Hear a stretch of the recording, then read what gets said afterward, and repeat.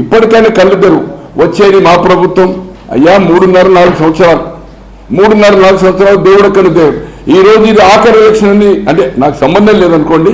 చంద్రబాబు గారు ఆఖరి ఎలక్షన్ అంటున్నావు. ఆఖరి పార్టీ ఉండదా? నీ నాయన చనిపోతే నువ్వు ముఖ్యమంత్రి కాలేదా? నువ్వు జైలు పోతే నువ్వు భారతి గారి చేయాలని అనుకుంటలేవా?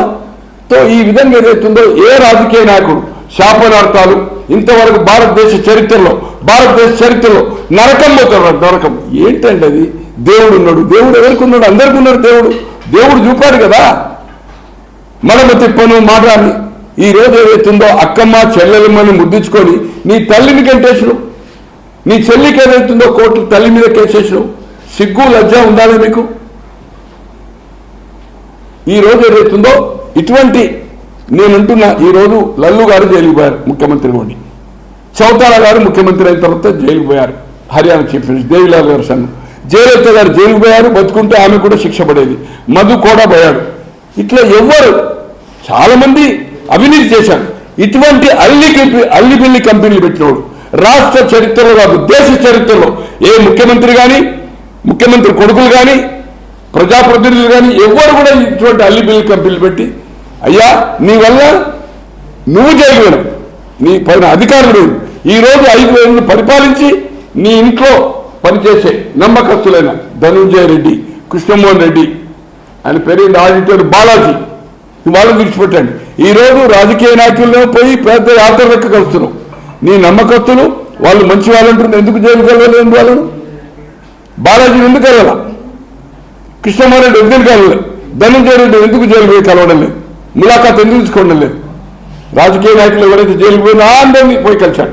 బట్ అధికారులు కలవలేదు. నీ వల్ల గతంలో పోయారు, ఇప్పుడు పోయారు, ఇంకా రాబోయే రోజుల్లో నేను అనుకుంటున్నా చాలా గట్టిగా రేపు అల్లిబిల్లి కంపెనీలో జైలు పోతాడో పోడో కానీ ఫైన్ బ్లాక్ మనీ అవుతుందేమో కానీ ఖచ్చితంగా లిక్కర్ దాంట్లో 2-3 నెలల కంప్లీట్ ఛార్జ్ షీట్ ఇప్పుడు సెకండ్ అయింది. ఇంకా 3 కూడా వచ్చు. ఫైనల్ ఛార్జ్ షీట్ తర్వాత ది లిక్కర్ స్కామ్లకు వెళ్ళి ఏ పరిస్థితుల్లో తప్పించుకునే అవకాశం లేదు. ఖచ్చితంగా జగన్మోహన్ రెడ్డి గారు జైలుకు పోవడం ఖాయము.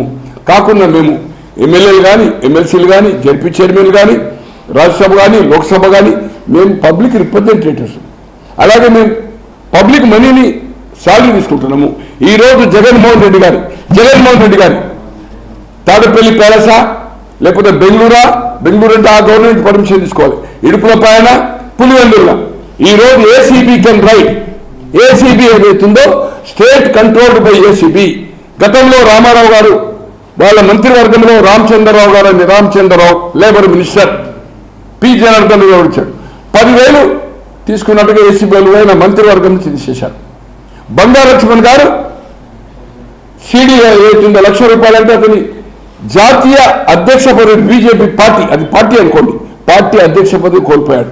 ఈరోజు మీ విజయవాడ ప్రెస్ ద్వారా నేను రిక్వెస్ట్ చేసేది పవన్ కళ్యాణ్ గారికి కూటమి కానీ బీజేపీ కూటమిలో ఉన్న నాయకులకు కానీ అలాగే చంద్రబాబు గారు డెఫినెట్లీ ఏదైతుందో కొన్ని వందల కోట్లు అయితే 1,000 కోట్లు కాకపోతే బంగారం ఏదైతుందో ఒక లారీలో అంటే 1,000 ఏమంటారు దాన్ని గ్రామ్స్ తులాలంటే మేము తెలంగాణ తులాలంటాం అనుకోండి దొరికే అవకాశం ఉంది.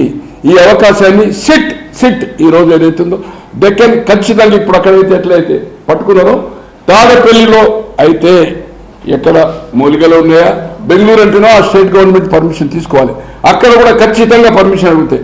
కాంగ్రెస్ గవర్నమెంట్ ఖచ్చితంగా ఇస్తారు. ఈ ప్యాలెస్లు తీసుకున్నప్పుడు కొన్ని 100,000 కోట్లు బయటకు వచ్చే అవకాశం ఉన్నది.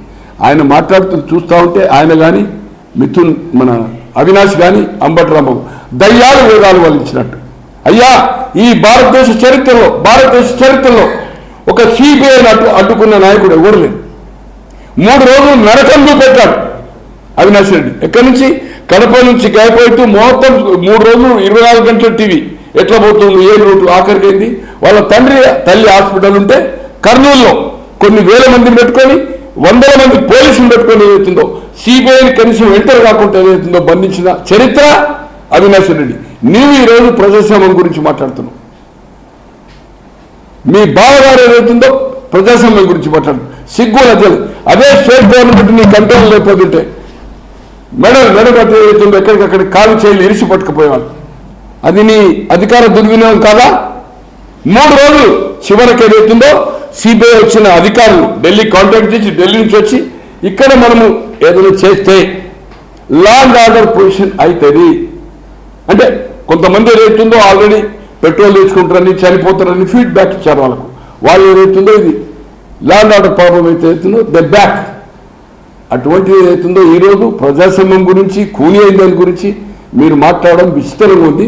అలాగే అంబటరాంబాబు గారు నేను అడుగుతున్నాను, నా మిత్రుడు, ఆఫ్టర్ ఆల్ అయ్యా నువ్వు ప్రతిపక్షంలో ఉన్నావు, 67 వచ్చి 10-12 మంది పోయింది. నంద్యాలలో 2017 ఆగస్టులో నంద్యాల బై ఎలక్షన్ జరిగింది. మోహన్ రెడ్డి గారు పార్టీలో చేరినప్పుడు రాజీనామా ఇచ్చి బై ఎలక్షన్ పోయినప్పుడు 13 రోజులు మార్నింగ్ 24 గంటలు అక్కడిని టోటల్ ఎక్కడికి పోకుండా 13 days ప్రతి గ్రామానికి ఏదైతే తిరిగిండు. ఆల్మోస్ట్ ఆల్ అక్కడ నేను అనుకుంటున్నా మోర్ దాన్ 2 lakhs పీపుల్ ఏదైతుందో ఇండివిజువల్ కలిసాడు, ఫోటోలు దిగాడు. ఒక బై ఎలక్షన్ వస్తే నువ్వు ముఖ్యమంత్రి అయితే కావు కదా, ఎందుకు నువ్వు 13 రోజులు ఉన్నట్టు? అంబటరాంబాబు గారిని అడుగుతున్నాను, చదువుకున్న వాడిని. 13 రోజులు అటువంటిది. ఆ సభల్లో ఒక సందర్భంలో నంద్యాల ఆవేశంతో ముఖ్యమంత్రిని నది రోడ్డు మీద కాల్ చేయాలని చెప్పాడు చంద్రబాబు.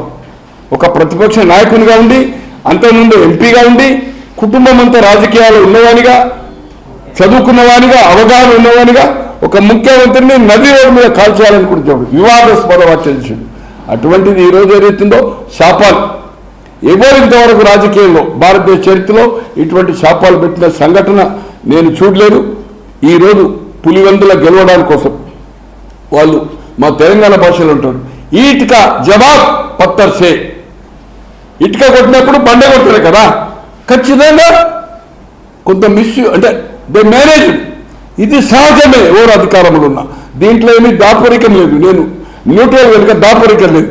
కానీ నా వ్యక్తిగత అభిప్రాయము, ఒక మంత్రి ఏదైతుందో రాంప్రసాద్ రెడ్డి గారు ఇంకా లేడు కదా, ఈ విధంగా రాజ్యాంగం మీద ప్రమాణం చేసి ఎడ్యుకేటెడ్ అయ్యింది, ఏదో ఎమ్మెల్యేలు పోయిండ్రు, ఎమ్మెల్సీలు పోయిండ్రు, ఇంకెవరో పోయిండ్రు, కార్పొరేషన్ వేరే సంగతి, మంత్రులుగా ఉండి అది పద్ధతి కాదు. రాబోయే పంచాయతీ ఎన్నికలు కానీ అక్కడ అంటే స్టేషన్ రాకముందు ఎవరైనా అవుటర్ కూడా పోలింగ్ ఏజెంట్ కూర్చోవచ్చు, కౌంటింగ్ ఏజెంట్ కూర్చోవచ్చు. స్టేషన్ గారు వచ్చిన తర్వాత ఒక రూల్ పెట్టారు, క్యాంపెయిన్ క్లోజ్ అయినాక స్థానికేతరులు వెళ్ళిపోవాలి, polling booth or counting agents గా బయట వాళ్ళు ఉండడానికి వీల్లేదు, ఆ నియోజకవర్గంలో ఓటరై ఉండాలి ఖచ్చితంగా. ఈ రూల్ ఫాలో అయింది. కానీ ఆ రూల్ ను బ్రేక్ చేసి 2 మంత్రులు అయితే ఉండడం, వేరే వాళ్ళు విడిచిపెట్టండి. ఆదినారాయణ రెడ్డి గారు అంటే ఆయనతో పనిచేసినోడే, వాళ్ళ తండ్రితో ఆయనతో పనిచేసినోడు. ఆయన ఏదైతుందో ఆ కుటుంబంతో పని వాళ్ళ అన్నగారు 2 సార్లు ఓడిపోయారు, సిసి బ్యాంక్ చైర్మన్. తర్వాత ఆదినారాయణ రెడ్డి గెలుస్తుంది, సొంత అన్నగారు. తో అటువంటి ఆదినారాయణ రెడ్డి గారు కూడా ఎందుకు తీసుకుందంటే రిగ్గింగ్ ఏంటంటే, ఇది రాబోయే ఏ ఎన్నిక జరిగినా బై ఎలక్షన్సా పంచాయతీ ఎన్నికల రూల్ మంత్రులు మాత్రం ఖచ్చితంగా ఫాలో కావాలి, లేకపోతే ఇది చెడ్డ పేరు, అప్రతిష్ట.